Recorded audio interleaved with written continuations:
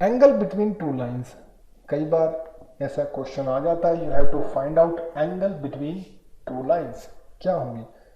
तो सपोज कीजिए आप दो लाइन कंसीडर कर ही लेते हैं, तो ये हमारी एक वाई एक्सिस, ये हमारी एक एक्स एक्सिस, ये एक्स एक्सिस हो गई, ये वाई एक्सिस हो गई, और इसी पे हम दो लाइन कंसीडर कर लेते हैं। सपोज कीजिए ये कोई हमारी एक लाइन हो गई, इसको हम बोल देते हैं L1। सपोज कीजिए ये कोई एक लाइन और हो गई कुछ इस तरह से, ये हमारी हो गई L2। लाइन 1 हमारी बना रही है एंगल अल्फा, और लाइन 2 बना रही है angle beta with positive side of x axis. यहां तक समझ में आ गया। तो एंगल कहां बनेगा लाइन के बीच में? एक एंगल तो ये बन रहा है थीटा, एक एंगल इधर भी बन रहा है, एक एंगल इधर भी बन रहा है जो कि है 180 माइनस थीटा। दो एंगल बनते हैं लाइनों के बीच में, ये भी है, ये तो सेम ही है, ये भी आपका थीटा ही है, ये आपका 180 माइनस थीटा। तो मैं आपको एंगल बिटवीन टू लाइंस जो बताने जा रहा हूं वो सिर्फ और सिर्फ एक्यूट एंगल की बात करूंगा। मैं किसकी बात करूंगा? एक्यूट एंगल की। तो मैं स्पेशली केवल आपको जो डेरिवेशन बताने जा रहा हूं एक्यूट एंगल के लिए बताऊंगा, एक्यूट एंगल के लिए। अगर आपको अनदर एंगल निकालना है तो यानी कि ऑब्ट्यूज निकालना है, क्योंकि दो एंगल बनते हैं, एक एक्यूट बनता है एक ऑब्ट्यूज बनता है। अगर ऐसा नहीं है, अगर दोनों ही सेम है तो सेम तो 90 डिग्री हो गया ना, that means they are perpendicular भाई, अदरवाइज तो परपेंडिकुलर ही होंगे ना, या फिर एक्यूट ऑब्ट्यूज, अगर नहीं तो दोनों परपेंडिकुलर है। ठीक बात है। एक चीज हो रहा है या फिर वो कोइंसाइड कर रहा है, एक के ऊपर एक लाई कर रहा है, 0 डिग्री। 0 डिग्री अगर एंगल आ गया तो यानी कि एक दूसरे के ऊपर ओवरलैप कर रहे हैं, ठीक है, या फिर एक दूसरे के पैरेलल है। पैरेलल भी तो हो सकते हैं। तो एक बार छोटी सी कंडीशन बता देता हूं मैं, धीरे धीरे इसमें लिख भी देते हैं। देखो, एक तो आपकी कंडीशन हो सकती है ये परपेंडिकुलर वाली एक कंडीशन, दूसरी कंडीशन आपकी ओवरलैप वाली भी हो सकती है, ओवरलैप में ही पैरेलल भी हो सकती है। अगर दो लाइनें आपस में पैरेलल हैं तो भी थीटा 0 डिग्री है, और यहां भी थीटा 0 डिग्री है। अगर ओवरलैप है तो भी 0, पैरेलल है तो भी 0 डिग्री एंगल हुआ उनके बीच में, या फिर 90 डिग्री हो सकता है। और या फिर तीसरी कंडीशन में आपके सामने डिस्कस करने जा ही रहा हूं, जिसमें एंगल आपका कुछ भी हो सकता है, और एक्यूट एंगल की बात कर रहे हैं, इसको जनरलाइज कर रहे हैं। इस थीटा के अकॉर्डिंगली आप बता पाएंगे कि whether these two lines are perpendicular. Overlap के केस में एक चीज और देखनी पड़ेगी कि उनके बीच में डिस्टेंस भी 0 होना चाहिए। भाई उनके बीच में अगर कुछ डिस्टेंस बन रहा है तो वो पैरेलल है, अगर डिस्टेंस 0 है और एंगल भी 0 डिग्री है तो वो एक दूसरे पर ओवरलैप कर रही है। और ओवरलैपिंग के लिए तो आप पहले से भी जानते हैं, 10th क्लास में अपने पढ़ा हुआ है, कुछ रेशो का रिलेशन होता है, उसकी हेल्प से भी आप बता सकते हैं। बट हम यहाँ रेशो की बात नहीं करेंगे, हम सिर्फ यहाँ पर फोकस करेंगे एंगल बिटवीन टू लाइंस की। ठीक है, तो शुरू करते हैं। तो सबसे पहले तो स्लोप्स हम डिफाइन कर देते हैं। m1 हमारा स्लोप पहली लाइन का है जो कि हमारा हो जाएगा tan अल्फा, और एक हमारा m2 है जो कि हमारा है tan बीटा। ठीक है, यहां तक आपको समझ में आता है कि नहीं आता? अच्छा, हमें असल में पता करना है थीटा। हम थीटा जानना चाहते हैं कि थीटा क्या होगा, थीटा की वैल्यू क्या होनी चाहिए।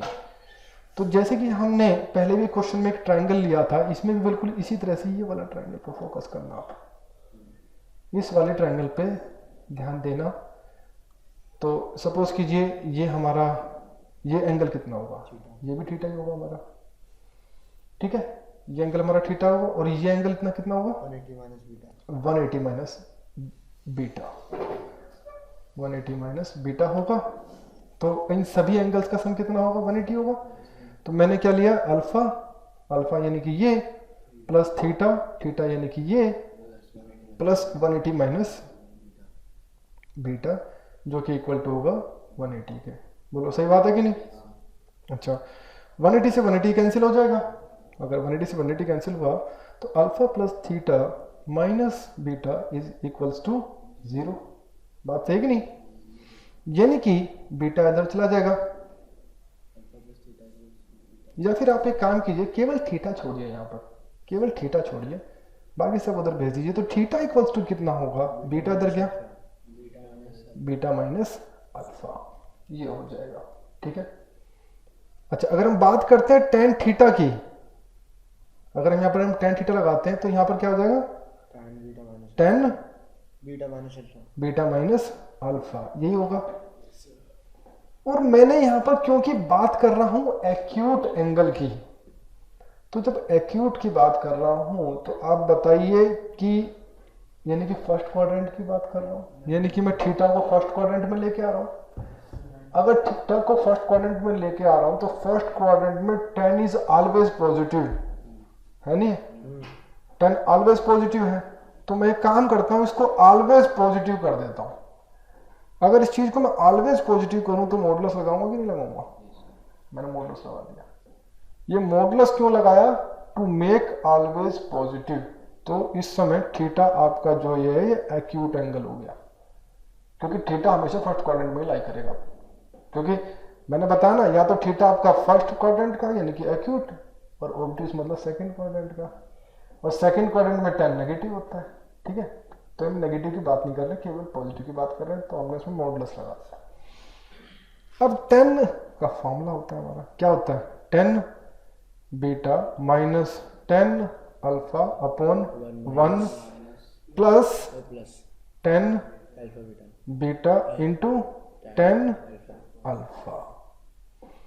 ये जो वैल्यूज हैं हमारे पास क्या है, ये हमारा है m2 minus m1 upon 1 plus m2 m1 को थोड़ा सा रीअरेंज कर दे रहा हूँ। ठीक है, मैं पहले m1 लिख देता हूँ, m1 और फिर लिख देता हूँ m2, थोड़ा सा एक ऑर्डर अच्छा लगता है।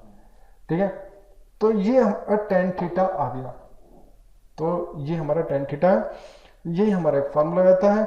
तो जब भी आपको कोई एक्यूट एंगल निकालना हो तो ये फार्मूला आप यूज करेंगे।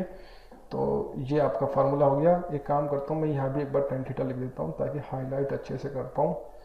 ये आपका फार्मूला इतना है, और ये ध्यान रहे क्योंकि मॉडुलस लगा रखा है इसलिए मेरा जो थीटा है ना ये एक्यूट होगा। एक्यूट जीरो भी हो सकता है, जीरो चल जाएगा, जीरो हो सकता है। That means it will be equal to zero, यानी कि आपका less than 90 equal to zero, ये थीटा इस केस में, तो इसलिए हमने पॉजिटिव लिया हुआ है। ठीक है, समझ में आया?